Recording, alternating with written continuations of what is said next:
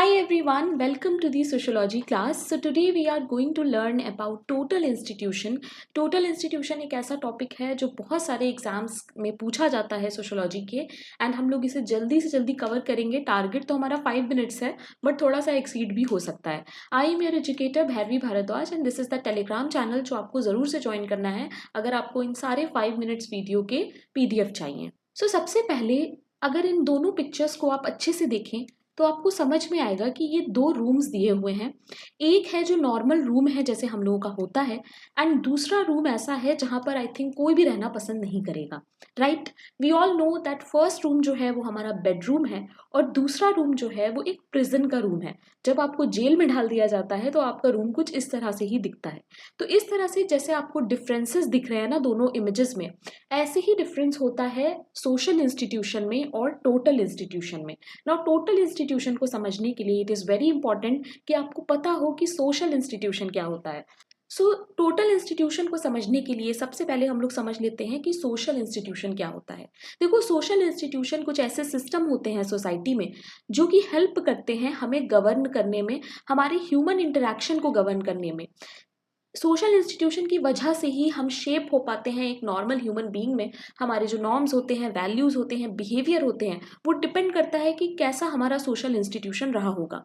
For example, अगर आप family का यहाँ पर एग्जाम्पल लोगे तो हर फैमिली के जो नॉर्म्स एंड वैल्यूज़ हैं वो अलग अलग होते हैं. एक रिच फैमिली से जो बच्चा निकलेगा वो अलग तरह का होगा, एक पुअर फैमिली से जो बच्चा निकलेगा वो अलग तरह का होगा. तो सोशल इंस्टीट्यूशंस का काम होता है हमें शेप करना. सोशल इंस्टीट्यूशन में आ जाता है फैमिली, एजुकेशन, रिलीजन, इकोनॉमी, ये सब कहीं ना कहीं हमारी पर्सनैलिटी को शेप कर रहे होते हैं. ठीक है, now you know what is social institution. So let us move to total institution जो कि आज का टॉपिक है.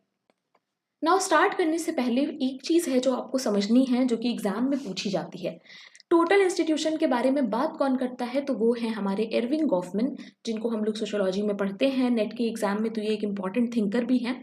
1959 में इनकी बुक आई थी the presentation of self in everyday life. ये बहुत इंपॉर्टेंट बुक है, बहुत सारे कॉन्सेप्ट्स हैं जो इस बुक में आते हैं जो हम लोग एग्जाम में देखते हैं. नाउ टोटल इंस्टीट्यूशन का कॉन्सेप्ट भी इन्होंने इसमें ही दिया था. ठीक है, ये चीज़ आपको पहले याद रखनी है. 1959 में बुक आई थी, बुक का नाम भी आपको याद रखना है. टोटल इंस्टीट्यूशन देखो क्या होता है. It is an institution that controls almost all aspects of its members. Boarding school, orphanage, military branches, juvenile detention, prison are examples of total institution. अभी मैंने आपको बताया सोशल इंस्टीट्यूशन क्या होते हैं जहाँ पर हमारी पर्सनैलिटी जो है वो बनती है. टोटल इंस्टीट्यूशन में क्या होता है कि वही पर्सनालिटी कंप्लीटली चेंज हो जाती है और यहीं पर एर्विंग गॉफमैन का कॉन्सेप्ट आ जाता है रीसोशलाइजेशन, जो कि अभी हम लोग आगे देखेंगे. देखो, अ टोटल इंस्टीट्यूशन और residential institution is a place of work and residence where a great number of similarly situated people cut off from wider community. बहुत इंपॉर्टेंट कीवर्ड है ये, फॉर अ कंसिडरेबल टाइम. इसमें क्या होता है कि total institution में जब आप जाते हो, जब आप वहाँ के रेजिडेंट्स बनते हो, तो आपको पूरी जो नॉर्मल कम्युनिटी है जहाँ का आप पार्ट थे बचपन से, आपको उससे कट ऑफ होना पड़ता है और आपको उन लोगों के साथ रहना पड़ता है जिनके शायद फीचर्स, ट्रेड्स आपसे मैच कर रहे हैं. ठीक है, जैसे अगर हम प्रिजन को एग्जांपल लें यहाँ पर, तो प्रिजन में क्या होता है, वो सारे लोग प्रिजन में रहते हैं जिन्होंने कोई ना कोई क्राइम किया होता है लाइफ में.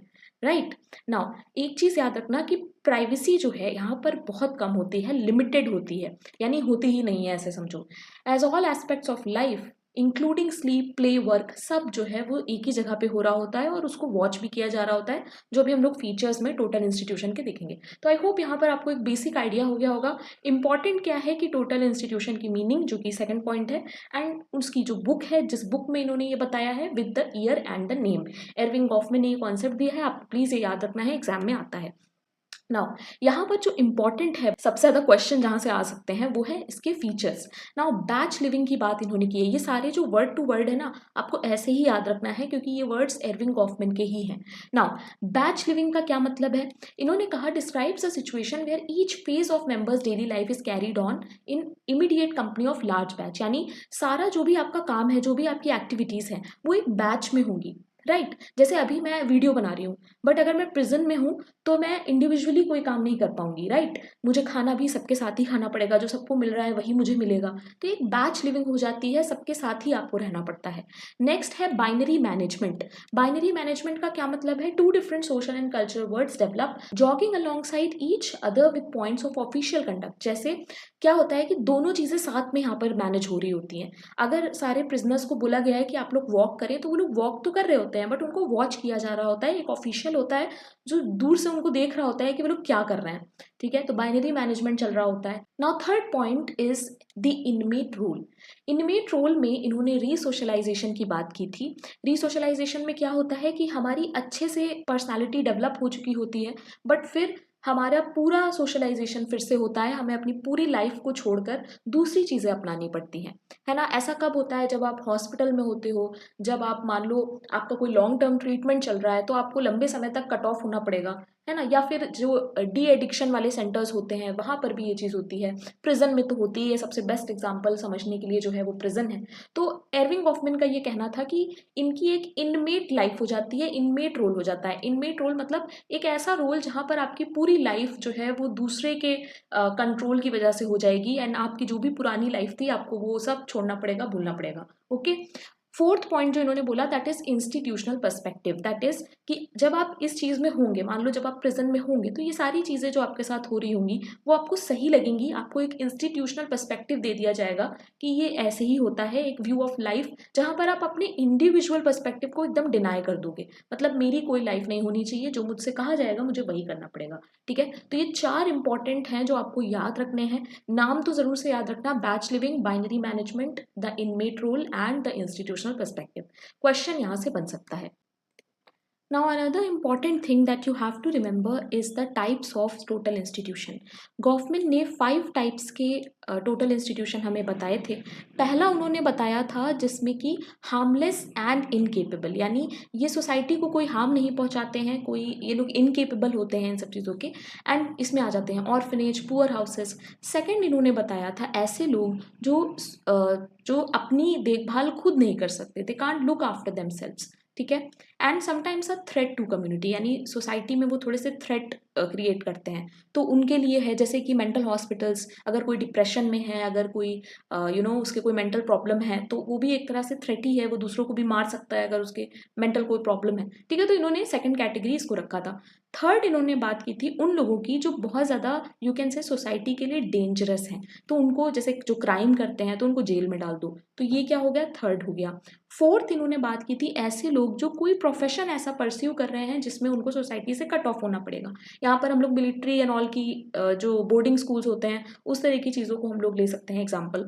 फिफ्थ यानी कि लास्ट जो इन्होंने बात की थी, वो इन्होंने बात की थी रिट्रीट्स की। मतलब जो अपनी चॉइस से सोसाइटी से कट ऑफ होना चाहते हैं और वो एक अलग पाथ लाइफ का चूज करते हैं, जैसे कि हम लोग जानते हैं मोनास्ट्रीज वगैरह में ये सब होता है। ओके, तो 5 टाइप्स जो हैं वो बहुत इंपॉर्टेंट है, क्वेश्चन यहाँ से आ सकता है, सो प्लीज रिमेंबर।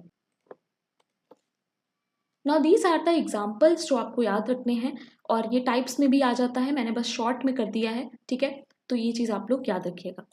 इसके अलावा कैरेक्टरिस्टिक कुछ कॉमन सी हैं, वो भी आपको याद रखनी है। पहली है there is one authority and activities take place in specific location, यानी टोटल इंस्टीट्यूशन में एक अथॉरिटी होती है जो आपको चेक कर रही होती है, कुछ अलग लोकेशन होती है, सोसाइटी से हट के ये लोकेशंस होती हैं, सोसाइटी के बीच में। जैसे कि मैं आपको एक एग्जांपल देती हूँ, आपने देखा होगा जेल या प्रिजन वगैरह जो होते हैं वो बहुत अलग होते हैं, वो आपके मेन स्ट्रीम लोकेलिटी में नहीं होते हैं, आपके घर के आसपास जेल नहीं होगा, काफ़ी दूर पे होगा, है ना। तो एक स्पेसिफिक लोकेशन होती है।